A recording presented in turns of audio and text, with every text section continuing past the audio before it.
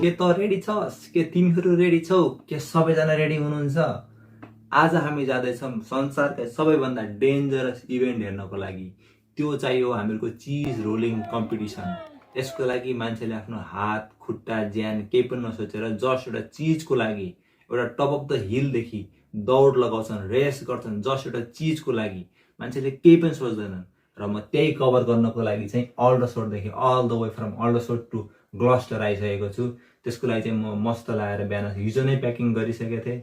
सबै प्याकिङ गरेर दिदीले मलाई ट्याक्क स्टेसन छोडिदिनु भयो बिहान टाइममा। ट्रेनसम्म थिएँ, ट्रेन चेन्ज गरेँ, 2-3टा ट्रेन कतिवटा चेन्ज गरेँ। ट्रेन चेन्ज गर्दै गर्दै चाहिँ म अहिले ग्लस्टर आइपुगिसकेको छु जस्ट त्यो इभेन्ट हेर्नको लागि।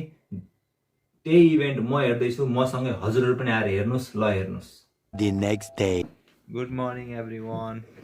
भर्खर उठेँ, 7:30 भयो अहिले। अब चाहिँ यहाँदेखि कुपर हिलको लागि निस्किन्छु। अहिले 8:30को जस्तो बस छ, बस समातेर जान्छु।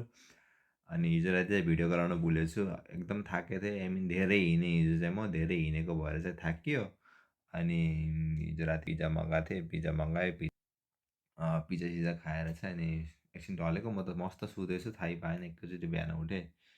सो अब चाहिँ हामी यहाँदेखि निस्किन्छौँ। के हुन्छ अगाडि कस्तो हुन्छ म चाहिँ भन्दै गर्छु। यो रुमको कुरा गर्दाखेरिमा चाहिँ मलाई मस्तको निन्द्रा लाग्यो, मजा आयो। यो चाहिँ जुन घरमा मेरो जुन रुम छ त्यसकै याद आयो भनौँ न।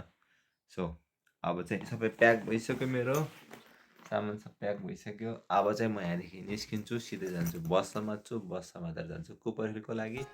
सी यु डाइरेक्ट अब कुपर हिलमा।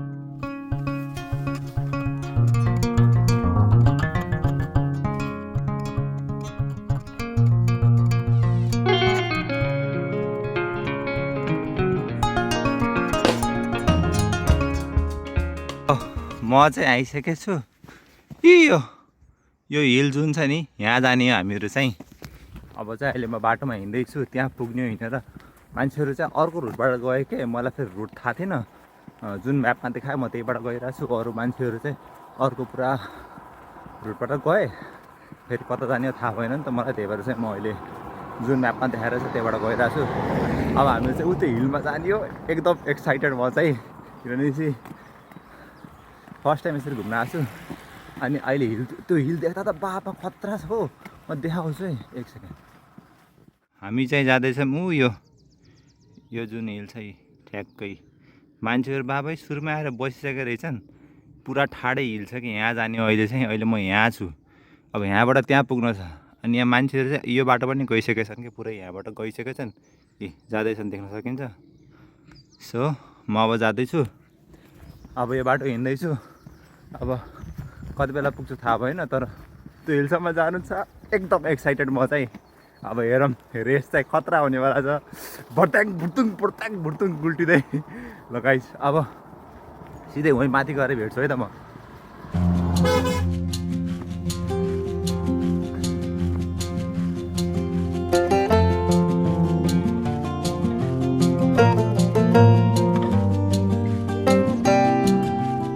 हामीहरू सबैजना रेडी छौँ। यहाँ चाहिँ यहाँ माथि हिलबाट चाहिँ ट्याक्क लगाएर सबैजना आउने हो। सबैजना यहाँ पुरा भिड लागिसकेको छ। म यहाँ अब एकछिन यहाँ बसिरहेको छु। खतरनाक हिल छ हेर्दाखेरिमा चाहिँ। अहिले माथि चढ्दाखेरि ट्याक्क घरतिरको याद आयो क्या मलाई चाहिँ, होइन। एज इन कि पुरा माथि हामी गुठीबाट चढ्छौँ नि, त्यहाँदेखि पुरा तल भ्यू छु सबै त्यस्तै थियो क्या, होइन। आउँदाखेरिमा चाहिँ पुरा नेपालको भाइब आयो, मलाई चाहिँ याद आयो। अब हामी रेसको लागि पुरा रेडी भइसकेको छौँ। अझै अहिले 10 बजे छ भर्खर, अब 2 घन्टा अझै बाँकी छ। सबैजना यहाँ मान्छेहरू सबैजना रेडी भइसकेको छ, होइन। आई मिन प्रेसहरू आइसक्यो, मान्छेहरू आइसक्यो, रनरहरू आइसक्यो, सबैजना आइसक्यो। हामीले एउटा स्पट पनि खोजिसक्यौँ हेर्नको लागि चाहिँ। अब हामी अब हामी कुर्छौँ 2 घन्टाको लागि। त्यसपछि हाम्रो रेस सुरु हुन्छ। कसले जित्छ के हुन्छ हेर्दै गरौँ। यो माथि हिलबाट चाहिँ पुरै आउने, यो खतरनाक हिल छ यो चाहिँ, यही हो।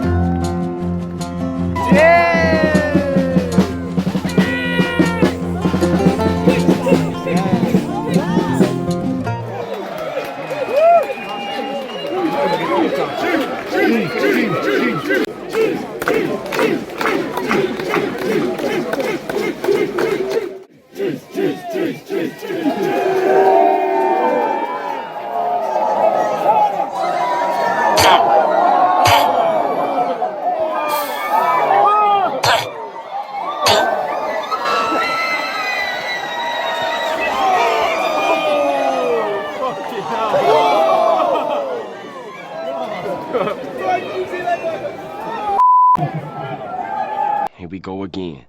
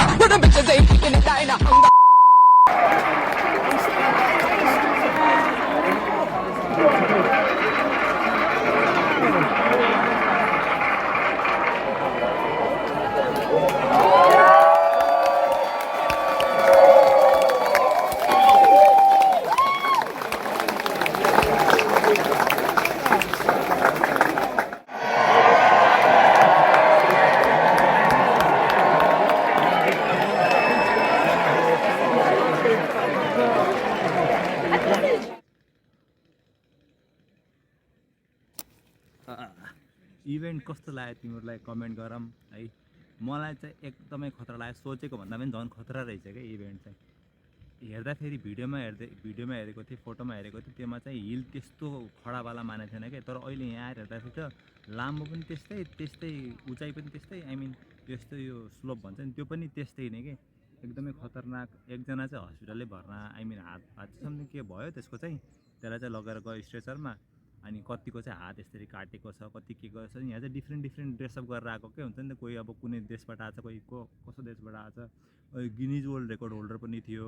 आई मिन डिफ्रेन्ट कहाँदेखि हुन्छ नि, जस्ट एउटा इभेन्टको लागि मात्र कतिजना त जापानदेखि ट्राभल गरेको जस्ट यसको लागि मात्र भनेर क्या।